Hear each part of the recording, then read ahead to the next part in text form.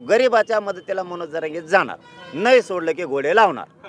राजकारणात माझ्या येण्याला सगळ्यात जास्त विरोध होता तो अमोल यादवजींचा. संविधानाची विटंबना केली ते तेच लोक होते ज्यांच्या डोक्यात ती मनुस्मृती होती. या गोष्टीमुळे आमचे 2 माणसं आज गेलेले आहेत.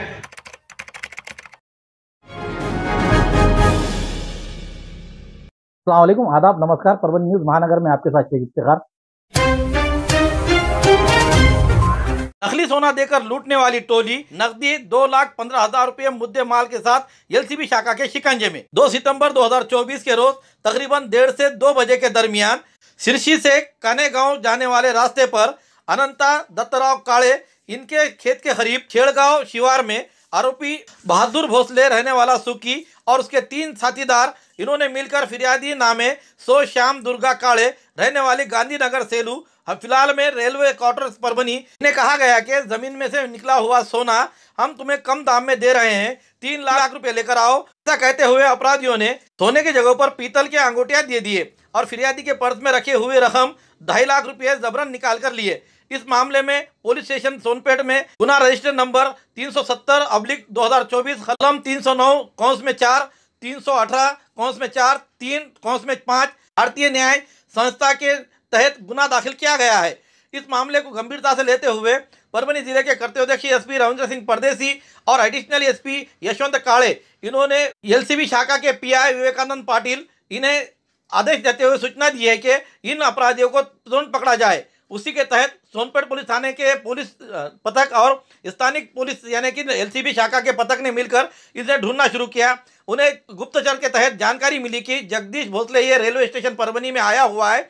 ऐसी जानकारी मिलने पर पीडी भारती एपीआई एलसीबी शाखा और उनके स्टाफ ने उसे हिरासत में लेते हुए उससे पूछताछ की। उसने कहा कि यह गुनाह मैंने अपने साथीदार बहादुर भोसले, व्यास काळे और अकबर काळे के साथ मिलकर किया है और उसी के तहत इस अपराध में के लूटे हुए पैसे जिसमें 2.5 लाख रुपये उसमें से 2,15,000 रुपये घर पर रखे हुए हैं। ऐसी जानकारी देकर 2,15,000 रुपये और पंचों के सामने लेते हुए उससे उन पर अपराध दाखिल करते हुए अपराधी को हिरासत में लिया गया है और मुद्दे माल को जब्त किया गया है। आगे की कार्रवाई के लिए सोनपेट पुलिस थाने के हवाले सौंप दिया गया है। ये अपराधी सिलसिलेवार अपराधी है तथा उससे और भी अपराध उजागर होने की संभावना है। ये कामगिरी एसपी रविंद्र सिंह परदेसी इनके मार्गदर्शन पर एडिशनल एसपी यशवंत काळे और डीवाईएसपी दिलीप टिपर से इनके गंगाखेड़ इनके नेतृत्व में विवेकानंद पाटिल एलसीबी शाखा के पीआई और उसी तरह पीडी भारती एपीआई और अपराधी शाखा के अमलदार राहुल परसोड़े, लक्ष्मण कागने, परशुराम गायकवाड़, दिलीप नीलपत्रेवार, रंगनाथ दुदाटे, सचिन भदरगे, हनुमान ढगे इनके टीम ने इस काम को अंजाम दिया है। राज्य और अन्य जगह पर संविधान का अनादर अपमान बढ़ रहा है। ऐसी घटनाओं को रोकने के लिए सख्त और अलग सजा का प्रावधान करना जरूरी है। आज तारीख 25 दिसंबर 2024 के रोज बुधवार के रोज परभनी में प्रेस कॉन्फ्रेंस के दौरान शिवसेना के उपनेता राजू वाघमारे ने कहा कि वो मुख्यमंत्री से मांग करेंगे कि इस घटना के मामले को लेकर फास्ट ट्रैक कोर्ट में ये मामला चलाया जाए।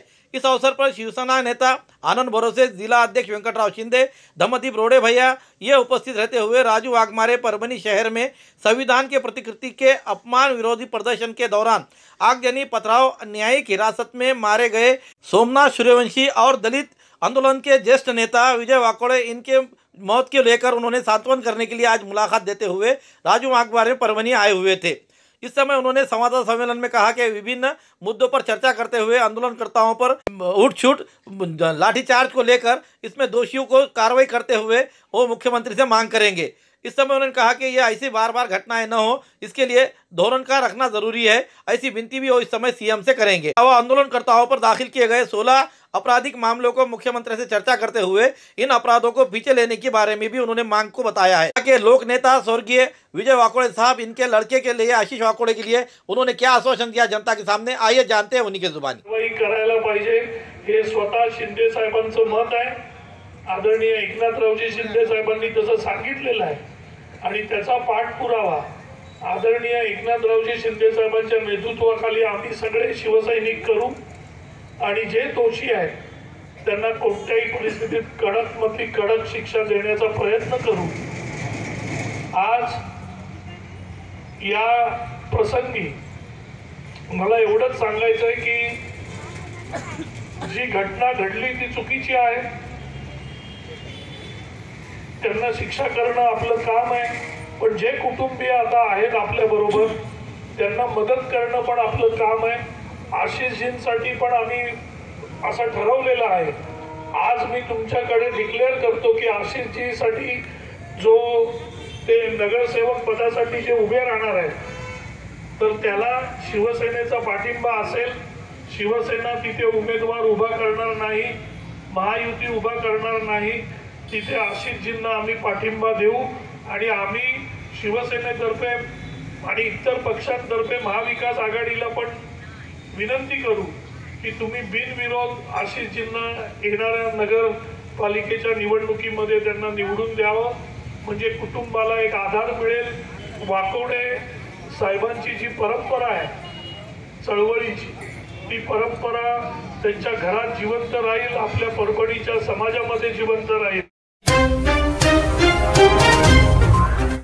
आज तारीख 25 दिसंबर 2024 बुधवार के रोज परभनी शहर के छत्रपति शिवाजी महाराज जिनके पुतले के सामने अनशन मैदान के करीब डॉक्टर बाबा साहब अम्बेडकर ने जो 25 दिसंबर 1927 में मनुस्मृति को जलाकर यहाँ से सब इंसान रहते हैं, किसी को ऊंच नीच दिखाने की कोई ज़रूरत नहीं. जो मनुस्मृति में जिस तरीके से लिखा हुआ है ब्राह्मण क्षत्रिय वैश्य शूद्र, उसे सब समाप्त करते हुए जलाकर ये बात बताई थी कि यहाँ पर सिर्फ जो तो संविधान चलेगा और संविधान के माध्यम से ही भारत चलेगा.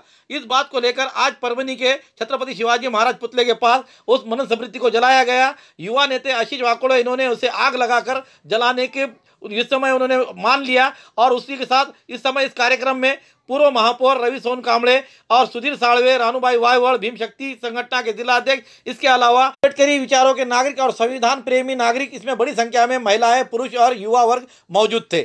डॉक्टर बाबासाहेब आंबेडकरांना विनम्र अभिवादन करतो. आज डॉक्टर बाबासाहेब आंबेडकरांनी या देशाला लागलेला कलंक म्हणजे मनुस्मृती जाळून या देशाला मुक्त केलं होतं जातीवादापासून. मनू नावाचा हरामखोर लेखक, तो कोण मनू होता? त्या मनूनं एवढं नीच पुस्तक लिहिलं आणि या देशातल्या शोषित पीडित गरीब लोकांवर अन्याय अत्याचार झाले. 4 वर्ण करून ठेवले, एक शूद्र, एक भारी, एक कमी. ते कोणी याला सांगितलं? ते बाबासाहेबांना, आमच्या बापानं जेव्हा या मनुस्मृतीला जाणलं आणि भारताचं संविधान या देशाला दिलं तेव्हा आम्ही माणसात आलेलो आहोत. आणि पुन्हा तुमचं हे स्वप्न मनुस्मृती या भारतात आणायचं, आम्ही जोपर्यंत जिवंत आहोत तोपर्यंत तुमचा बाप सुद्धा ही मनुस्मृती आणू शकत नाही. आणि या मनुस्मृतीला मी सर्व आंबेडकरी जनतेतर्फे आज आम्ही इथं जाणणार आहोत. कारण या मनुस्मृतीचा विचार करणाऱ्या लोकांमुळे, ज्यांच्या डोक्यात ही मनुस्मृती आहे, अशा लोकांनी बाबासाहेबांच्या पुतळ्याची विटंबना केली, संविधानाची विटंबना केली. ते तेच लोक होते ज्यांच्या डोक्यात ही मनुस्मृती होती. या गोष्टीमुळे आमचे 2 माणसं आज गेलेले आहेत. आमचा सोमनाथ सूर्यवंशी गेला, आमचे बाबा गेले. हे फक्त या हरामखोरांच्या नीच विचारांमुळे, खालच्या विचारांमुळे, यांच्या जातीवादामुळे झालेला आहे बांधवांनो. आणि या लोकांना आपण सोडणार नाहीत. या पोलीस प्रशासनाला सुद्धा आपण सोडणार नाहीत. ज्यामुळे या घटना घडल्यात, ज्यामुळे आमचे 2 भीमसैनिक गेलेले आहेत, अशा लोकांना आम्ही कधीच सोडणार नाहीत. हे इथं मी या इशारा द्यालो. आणि आज आपण इथं मनुस्मृती जाळून या घटनेचा निषेध करूया. बाबासाहेबांना जी घटना मनुस्मृती जाळून छत्रपती शिवाजी महाराज झाल्याच्या अपमानाचा बदला घेतला होता, तेच बदला आपण इथं शिवाजी महाराजांच्या पुतळ्यापाशी घेत आहोत. एवढं बोलतो आणि लगेच आपण मनुस्मृती जाळूया. डॉक्टर बाबासाहेब आंबेडकरांचा मनुस्मृती, मनुस्मृती. पुरानी बीमारियों की शर्तिया इलाज, घुटने के दर्द, शुगर, बवासीर, गुर्दे की पथरी, सफेद दाग, हार्ट अटैक, अस्थमा, एलर्जी, दाग कोड़ की बीमारी, गांठियों से पीड़ित, अन्य बीमारियों से परेशान होते तुरंत संपर्क करें. डॉक्टर गोविंद कामटे, आयुर्वेदिक विद्या विशारद, बालाजी आयुर्वेदिक प्राकृतिक चिकित्सा केंद्र. एड्रेस तलाठी कार्यालय के पीछे, बसमत रोड, परभनी. समय सुबह 9 बजे से दोपहर 2 बजे तक, शाम 5 बजे से रात 9 बजे तक. Mobile number 9921691008. जिंतूर सेलू के विधानसभा चुनाव क्षेत्र के विधायक मेघना बोर्डकर इनकी राज्य मंत्री के पद पर चयन किए जाने के बाद आज तारीख 25 दिसंबर 2024 जिंतूर तालुके के उनके खुद के गांव बोर्डी में गांव वासियों ने उनकी मुलाकात करने पर उनका जंगी स्वागत किया और इस समय राज्य मंत्री मेघना बोर्डीकर इनका भव्य दिव्य ऐसा स्वागत सत्कार किया गया। उसी के साथ साथ जिंतूर चुनाव क्षेत्र के देवगांव, मानधनी, पाचेगांव, उसी तरह भोगांव और भोगांव देवी स्थित देवी मंदिर में जाकर भव्य उनका स्वागत हुआ और उस समय उनका स्वागत करते हुए बड़े पैमाने पर सत्कार का आयोजन किया गया था। इसके बाद जिंतूर शहर में कृषि उत्पन्न बाजार समिति के मैदान में बड़े पैमाने पर नागरिक सत्कार किया गया। इसके अलावा सेलू शहर में भी उनका बड़े पैमाने पर जंगी सत्कार हुआ है। मेघना दीदी बोर्डीकर ये जब विधायक बने उस समय उनका दौरा हुआ था, मगर आज वो राज्य मंत्री बनकर जब जिंतूर शहर में आए और जिंतूर और सेलू शहर के वासियों ने उनका बड़े पैमाने पर सत्कार सम्मान किया। इस समय उन्होंने क्या कहा, आइए जानते हैं। आपल्या सर्वांना आता मार्गदर्शन केलं। दोन मिनिटं बाय. आणि खरं तर मी म्हणेन आजचा दिवस जिंतूरकरांना, बोर्डीकर परिवार, मेघनाला बघायला मिळाला ते म्हणजे माझे बाबा आदरणीय रामप्रसाद बोर्डीकर साहेब। या ठिकाणी उपस्थित आदरणीय मीनाताई बोर्डीकर, सर्व गुरुवर्य, मंचावरील सर्व मान्यवर, माझ्या बहिणी आणि खास मुंबईहून आजचा हा सोहळा बघण्यासाठी आपल्या आनंदोत्सवात सामील होण्यासाठी आलेले आपले दाजी, अमोल दाजी, डॉक्टर सदानंद दातेजी, श्रीपाद आंबटजी आणि जमलेले सर्व माझे सहकारी वडीलधारी मंडळी, माझ्या जाहीर करून टाकलं की दीदी निवडून आली, आपली सीट लागली।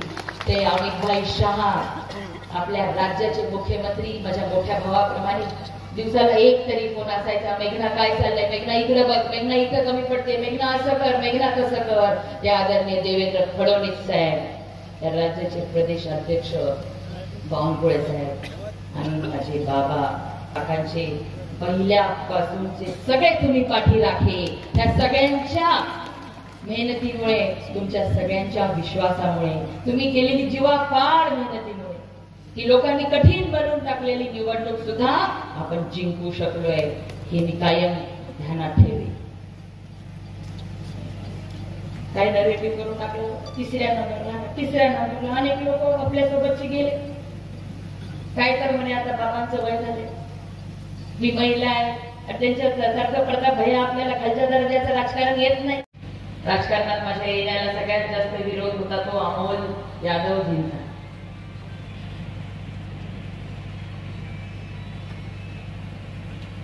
कारण की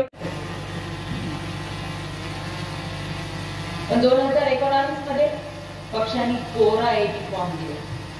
कोरा मेघना बोर्डीकरचं नाव नव्हतं, त्यावेळी प्रदेश अध्यक्ष चंद्रकांत दादा पाटील होते आणि मला अंतर विचारलं, तुमच्या घरामध्ये वाद झाला नाही का, की नाव कोणाचं टाकलं? आणि माझे अनेक आमदार सहकारी पहिल्या टर्मचे आम्ही चर्चा करत असताना किंवा सिनियर सुद्धा विचारतात आणि ते म्हणतात तुझे बाबा किती ग्रेट आहे की आज राजकारणामध्ये चालता बोलता येत नसलं तरी स्वतःचं पद सोडण्याची ताकद, मोठं मन मुलाच्या बापाला पण ह्या महाराष्ट्राने नाही तर भारताने कधी बघितलेली नाही, पण एका लेकीला स्वतःची जागा देण्याचं काम, मोठं मन आणि लेकीवर विश्वास दाखवण्याचं काम माझ्या बाबांनी जे केलं त्याची जाणीव कायम। लोकसभेच्या निवडणुकांपासून त्या विरोधकांनी एकच मुद्दा हाताशी घेतला होता, कारण की ह्या देशामध्ये नरेंद्र मोदीजींच्या नेतृत्वामध्ये भारतामध्ये होत असलेली विकासाची घोडदौड आणि शेवटच्या व्यक्तीचा विकास करण्याचं जे स्वप्न मोदीजींनी बघितलेलं आहे त्याच्या पुढे ह्यांचा टिकाव लागणार नव्हता। म्हणून काय जातीवादाचं शस्त्र त्यांनी हातामध्ये घेतलं। खोटे नरेटिव्ह, संविधान बदलणार असे खोटे नरेटिव्ह त्यांनी तयार करण्यात आले आणि त्याच्या भरोशावरती लोकसभेला त्यांना थोडंफार यश मिळालं। आणि आपल्या विधानसभेमध्ये सुद्धा जाती जातीचा द्वेष गावागावामध्ये पसरवण्याचं काम ह्याच लोकांनी केलं, ज्यांनी कधी 5 वर्ष काम नाही केलं, ज्यांनी कधी लोकांचे अश्रू पुसले नाही किंवा लोकांच्या अडचणी ज्यांना माहिती नाही, काम त्यांनी आपल्या मतदारसंघामध्ये एका बहिणीसाठी केलं. विरोधक विसरले की हा जिंतूर सेलू मतदारसंघ माझ्या बाबांनी, माझ्या आईनी, माझ्या अंकलनी हा कुठल्या जातीपातीच्या राजकारणावर बांधलेला नाहीये. या जिंतूर सेलूच्या प्रत्येक जाती धर्मातल्या प्रत्येक कुटुंबातल्या व्यक्तीला स्वतःच्या कुटुंबातल्या व्यक्तीप्रमाणे त्यांनी मानसन्मान दिला. 40-50 वर्ष त्यांनी या लोकांची सेवा केली. तुमच्या कुठल्याही फेक नरेटिव्ह वरती जिंतूर सेलूची जनता भुलणार नव्हती. आणि त्याच पद्धतीने लोकसभेपासून ओबीसी तिकडे जाणार, मराठा मागासवर्गीय मुसलमान कुठे जाणार, आणि आपले सारखे आधी इधर जाओ आधी उधर जाओ आपले.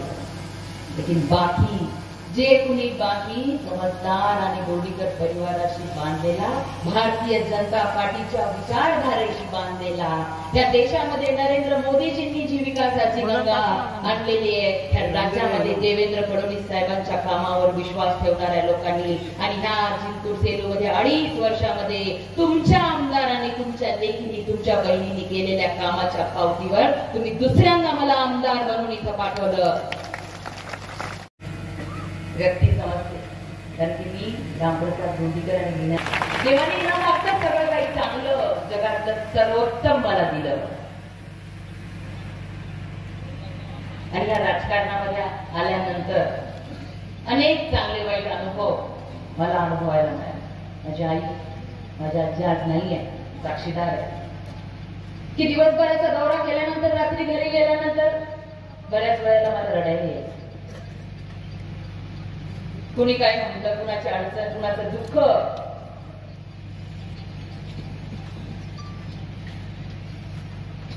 हे लावून जायचं. आणि आपल्यापैकी अनेक जणांनी तो अनुभव सुद्धा घेतला. पण असं करत असताना जिल्हा परिषदची निवडणूक लागली. सगळ्यांच्या घरामध्ये विरोध की बोर्डीकरची लेख तर डायरेक्ट आमदारकी खासदारकीच लढली पाहिजे. एकाही मुलीने यायचं नाही अंकल, अशी अमोलजींची इच्छा होती. आणि बाबालाही वाटलं. राजकारणात माझ्या येण्याला सगळ्यात जास्त विरोध होता तो अमोल यादवजींचा.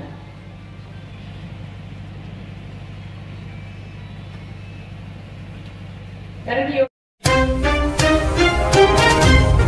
खूबसूरती का राज डॉक्टर हाशमी के पास। बालों का झड़ना, चेहरे के दाग व धब्बे, दीगर समस्याओं का इलाज हमारे पास। हमारे अपने बनाए हुए प्रोडक्ट्स 100% नेचुरल, कुदरती तौर पर इलाज बगैर किसी साइड इफेक्ट के साथ पूरी तरह से कुदरती व खालिश प्रोडक्ट्स आपके सामने बनाए जाएंगे। हमारे खुद के बनाए हुए प्रोडक्ट शिकाकाई, रीठा, आंवला, मेथी, गुड़हल के फूल, भिंगरा, एलोवेरा के जरिए हर्बल ऑयल वो हर्बल शैम्पू बालों का झड़ना व डैंड्रफ को खत्म करने के साथ सर की खुजली को खत्म करे। पतले बालों का इलाज फायदेमंद है, साथ ही बालों को लंबा, घना और खूबसूरत बनाए। चेहरे के दाग धब्बे, कील, मुहासे, रूखी त्वचा वो चेहरे की झुर्रियां खत्म करे, साथ ही चेहरे को खूबसूरत बनाता है। खूबसूरती का राज डॉक्टर हाशमी के पास। हमारे पास ऑयल मशीन है जिससे हम आपके लाए गए खोपरा, कलौंजी, बादाम व अन्य सामग्री का तेल निकाल कर देंगे आपके सामने। एड्रेस डॉक्टर हाशमी मिनाज, खान साहब बिल्डिंग के पीछे, दरगाह रोड, परभनी। 8421522947, 8669131304। मिलने का समय सुबह 9 बजे से दोपहर 2 बजे तक और शाम 5 बजे से रात 9 बजे तक। आज तारीख 25 दिसंबर 2024 बुधवार के रोज जरांगे पाटिल इनका परभनी जिले पर दौरा था। इस समय उन्होंने परभनी के डॉक्टर बाबा साहेब अम्बेडकर पुतले को पुष्पमालाएं अर्पण करते हुए अभिवादन किया। उसके बाद वो अनशन मैदान पर गए और वहां जंतर मंतर मैदान पर परभनी के बैठे हुए सोमनाथ सूर्यवंशी इनके परिवार से मुलाकात की। इस समय सोमनाथ के माताजी ने जरांगे पाटिल से कहा कि मैं इंसाफ दिलाइए, ऐसी मांग उन्होंने की। मैं आंदोलनकर्ताओं को पुलिस की ओर से मारपीट किए जाने के तस्वीरें भी दिखाई गई। इसमें दोषी पुलिस अधिकारी कर्मचारियों को निलंबित न करते हुए उन्हें बरतरफ किया जाए, ऐसी मांग अम्बेडकरवादी अनुयायी कर रहे हैं। इस समय जरांगे पाटिल इन्होंने कहा कि उनके परिवार को इंसाफ दिलाएंगे, उसके लिए मुख्यमंत्री और सरकार के पास वो अपनी मांग रखेंगे। इस समय सूर्यवंशी परिवार को न्याय नहीं मिला तो रास्ते पर वो लड़ाई करेंगे। इस समय उन्होंने मीडिया से बातचीत करते हुए चेतावनी दी। संवाददाताओं को बताते हुए जरांगे पाटिल ने कहा कि बीड़ और परभणी के मामले में अपराधी को बचाने में सरकार उन्हें मदद कर रही है, ऐसा इल्जाम लगाया। और क्या कहा, आइए जानते हैं।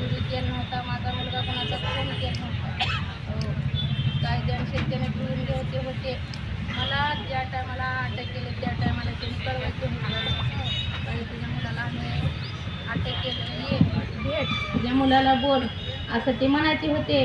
तर कुणाचं बी नाही हे पोलीस स्टेशनमध्ये एखाद्याचं प्राण घेऊन खून करायचं, कुणाचं नाही असं कुठल्याच कायद्यात नाही. न सांगता ह्याने मारहाण करून माझ्या मुलाचा प्राण घेतले, खून केले आणि नंतर सांगतात मला 15 तारखेला या तुमच्या मुलाचा मरण पावले, त्यांचं हटेकाला येऊन त्याची बॉडी घेऊन जा म्हणतात. 10 तारखेपासून 15 तारखेपर्यंत ह्यांना कसं समजून नाही, ह्यांना कसं कळणार नाही मला सांगायला. शेवटी माझ्या मुलाचा खून केले आणि आईचा नंबर घेतला.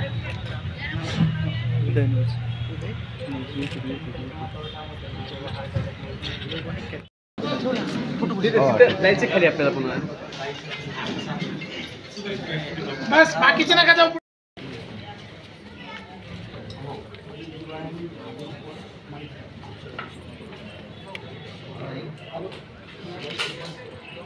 घालावं कोणाला नाही घालावं हे तरी तुम्हाला कळायला पाहिजे, कारण मालक तुम्ही. आता जरी इथं काही नुकसानी पण झाल्या त्या पण सरकारने दिल्या पाहिजेत त्यांना, कारण आणि ह्या कुटुंबाचं तर एवढं नुकसान झालं, एवढी हानी झाली. अरे बाप, ते सांगताना अंगावर काटे येते. त्याला त्याच्या अंगावरची ओळख बघितली, भयंकर परिस्थिती केली. जर पोलिसच आता खून करायला लागले. राहुल गांधी येऊन गेले, शरद पवार येऊन गेले, अजित पवार सोडलं तर दुसरं सत्ताधारी कुणी आलेलं नाही की ज्यांच्याकडून न्याय मिळेल असं. एस टी लागली नसेल, वाहन नसेल लागलं त्यांना. गरीब माणसं आहेत ते, येताना यायचं गरीबाच्या घरी यायला त्यांना वेळ लागतो, कारण इथं परभणीपर्यंत एस ट्या बंद आहेत ना. 7-8-10 वर्ष झाले एस ट्या लागत नाहीत मंत्र्याला इकडे यायला, कारण गरीबाची गरज नाही. गरीबाची फक्त मतदानापुरती गरज आहे यांना, मधल्या काळात नाही. पण यापेक्षाही मी आज जाहीरपणानं मुख्यमंत्र्याला विनंतीपूर्वक सांगतो की ह्या कुटुंबावरती खूप आघात झाला आणि पोलिसांनी इतकी मारहाण केली की त्याचा जीव त्याच्यात गेला. आणि जर पोलिस जीव घेणार असली तर पोलिसांना तुम्ही सोडला नाही पाहिजे, सगळेचे सगळेमध्ये टाकल्या पाहिजे, याचा छडा लावला पाहिजे. त्यांच्या सगळ्या मागण्या यांनी मुख्यमंत्र्यांनी मान्य केल्या पाहिजे. तुम्हाला तपासात जर तुम्हाला वाटतंय त्याचा अटॅकनं मृत्यू झाला तर हे शक्य नाही, कारण ते सांगतात की रिपोर्ट आहे मारहाणी झाला आहे. हे अवघड आहे. मुख्यमंत्र्यांसाठी मुख्यमंत्र्यांचे शब्द त्यांच्यासाठी घातक आहेत. दादा, कुटुंबियांना भेटले तुम्ही, प्रदीर्घ चर्चा झाली त्यांची, कुटुंबियांची आई आणि भावांचं नेमकं काय आक्षेप होतं एकूणच सरकार आणि घटनेबद्दल? त्यांचं असं म्हणणं आहे की सरकार म्हणतं आहे अटॅकमध्ये, आणि आमचं म्हणणं आहे की आमच्याकडे रिपोर्ट आहे की त्यांचा मारहाणी झाला. आणि ते ओळख सांगतात ना, पण ते इतके ओळख आहेत त्या अंगावर त्यांच्या. त्याच्यातलं एक लय भयानक सांगितलं त्यांनी की ज्यावेळेस ते पोरं पाणी आणि जेवण मागायचे त्या पोलीस स्टेशनला, त्यावेळेस पोलिस म्हणायचे कोणाकोणाला भूक लागली, आणि मग ज्याला भूक लागली म्हणून ते वर हात करून त्याला बाजूला घ्यायचे आणि मग त्याला मारायचे, आणि इतकं मारायचे. आणि मग ते आरडून ओरडून पोरांचं झाल्याच्या नंतर मग म्हणायचे भरलं का पोट तुझं आता. म्हणजे मुख्यमंत्री साहेब, ही घटना भयंकर आहे बरं. तुम्ही याच्यावर लक्ष घाला, ते कोण होते काय होते, कारण कुटुंब सांगताय म्हणजे ते जात म्हणून एखाद्या वेळेस नाही सांगत, तर त्यांच्या काळजाचा तुकडा गेला, त्यांचं आज लेकरू गेलं म्हणून सांगताय. जरा ही गोष्ट गांभीर्यानं घ्या. ह्या ज्या गोष्टी घडल्यात या गोष्टीबद्दल गांभीर्यानं घ्या. तुम्ही म्हणले शेवटपर्यंत कुटुंबियांच्या सोबत असणार आहे. मी तर गोरगरीब राज्यातल्या सगळ्या सोबतच पाटील, बीडची घटना राहणार सुद्धा. बीडला सुद्धा अजूनही आरोपी अटकेत व्हायचे आहेत. तिथली कारवाई आणि इथली कारवाई जर बघितलं तर पोलीस प्रशासन आणि गृहमंत्री असतील, मुख्यमंत्री लक्ष खरंच देत आहेत का असं वाटतंय का? लक्ष दिलं असतं तर आत्तापर्यंत आरोपी आले असते. चिलटं चालतंय दो हे, यांना कोण विचारतंय? चिमूड भर नाहीत ते. तपास जर जनतेने हातात घेतला ना, मग मुख्यमंत्र्याला गृहमंत्र्याला कळण काय खाचका असतो ते.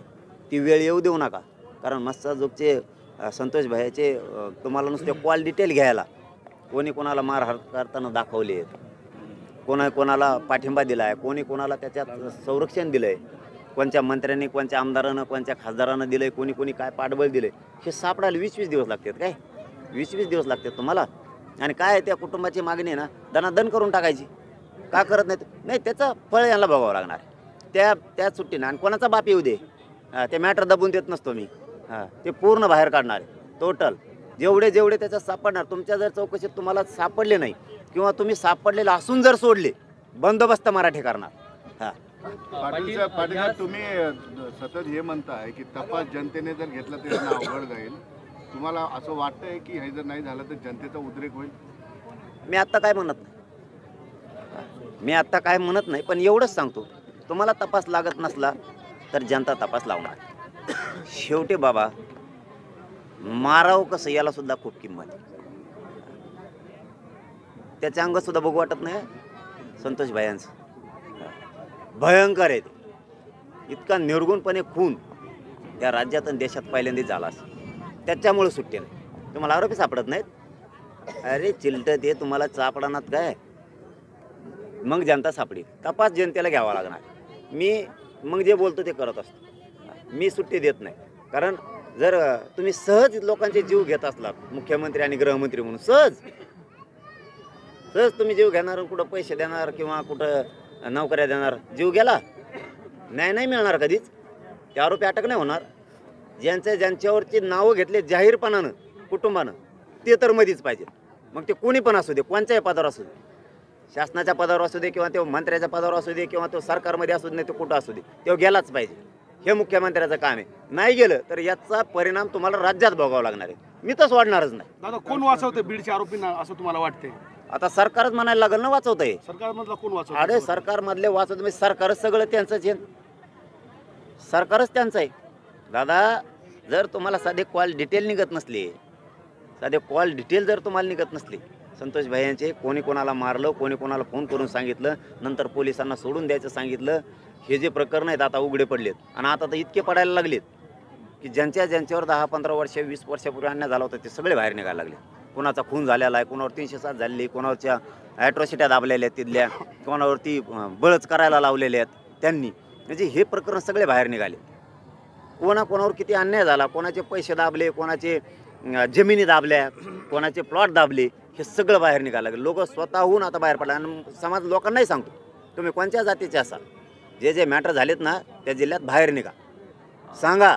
SP-ना त्यांना येऊन सांगा असे झालेले, कसं काय कारवाई होत नाही बघू. आणि त्यांना मुख्यमंत्र्यांना पुन्हा सांगतो, ते आरोपी तातडीने डांबा तुम्ही. त्यांना एकालाही सोडू नका. ज्या मागण्यात जे त्याच्यात सापडतील, जे पाठीमाग घालतील, कोण आमदार फेमदार मंत्री त्याच्यात असत सगळे घाला. आता सुरेश धस सातत्यानं हा मुद्दा रेटून धरतायत, विधिमंडळात असो किंवा बाहेर सातत्यानं ते पाठपुरावा करतायत. कसं पाहतात? तिथं समाजाचा, तिथं राजकारणाचा काय विषय? त्याच्यात राजकारणाचा विषय नाही. एक लेकरू गेलं, त्याचा आवाज उठवण्याचं काम जर कोणी करत असलं, त्याच्या मागं महाराष्ट्रातली जनता उभा राहणार. तो कोणत्या पक्षाचा असू द्या, नाही तर कोणाचा असू द्या, त्याशी देणं घेणं नाही. आणि 28 तारखेला मोर्चा आहे, त्याच्यासुद्धा कोणी राजकारण नाही आणायचं, कोणीच. कारण संतोष भैया देशमुखांच्या मुलीनं आव्हान केलं की माझ्या बापाला न्याय देण्यासाठी सगळेजण 28 तारखेच्या मोर्चात सहभागी व्हा. तो जनतेच्या वतीनं मोर्चा आहे. बीड जिल्ह्यातल्या सगळ्यांनी त्या मोर्चात सहभागी झालं पाहिजे. मग त्याचं राजकारण नको बघा. कोणाला निमंत्रण दिलं नसलं तरी नका बघू. कोणी म्हणू नका मी या पक्षाचा कसा आहे, मी सत्ताधाऱ्याचा आहे, मी कसा जाऊ. एका लिकीनं हाक दिली, त्या लिकीच्या हाकेला ओ देऊ. 28 तारखेला सगळ्यांनी सहभागी व्हा. सूर्यवंशी कुटुंबाला जर न्याय मिळाला नाही आणि बीडसारखा जर मोर्चा परभणीमध्ये निघाला तर मराठा समाजाला तुम्ही काय आव्हान करणार आहे? हे बघा, आता मुख्यमंत्री या मागण्यावरती काय करतात, मी तर आज उद्या किंवा आजच गाडीत बसलं कीच बोलणार आहे. सारखं ते बोलतो का नाही ते मीडियाला सांगणार आहे. हां, पण मी हे आत्ताचं कथन सगळं अगोदर सरकारशी करणार. मला आधी त्यांच्याशी बोलून द्या, मग आपला दणका पुढं असतो. परभणीच्या घटनेवर बोलणार तुम्ही मुख्यमंत्र्यांना? मग का नाही बोलणार? आणि मग कोणाशी बोलायचं? तामिळनाडूच्या मुख्यमंत्र्याशी बोलू. आणि मग हे काय आलं तिथं? हे कशाला आहेत? हे काय नुसते खुर्च्यावर बसायला येतो नाही, इमानाने हेलिकॉप्टरने हिंडायला? हे प्रश्न गरिबाचे सोडावचे लागणार आहेत. आणि त्यांना रोज जर जनतेचा अंगावर घ्यायचा नसला, मग त्यात शेतकरी असेल, दीनदलित गोरगरीब दलित बांधव असेल, त्याच्यात मुस्लिम असेल, त्यात वारकरी संप्रदाय असेल, त्यात हिंदू असेल, कोणी असो, गरिबाच्या मदतीला मनोज जरांगे जाणार. नाही सोडलं की घोडे लावणार. धन्यवाद. हमारी न्यूज़ आपको किस तरह पसंद आ रही है इसके बारे में लाइक करें, शेयर करें, कमेंट्स करें. अब तक हमारे चैनल सब्सक्राइब नहीं किया तो सब्सक्राइब जरूर करें. साथ ही साथ बेल आइकन का बटन जरूर दबाएं और फेसबुक पर भी हमें फॉलो करें. Subscribe now and press the bell icon. Never miss an update.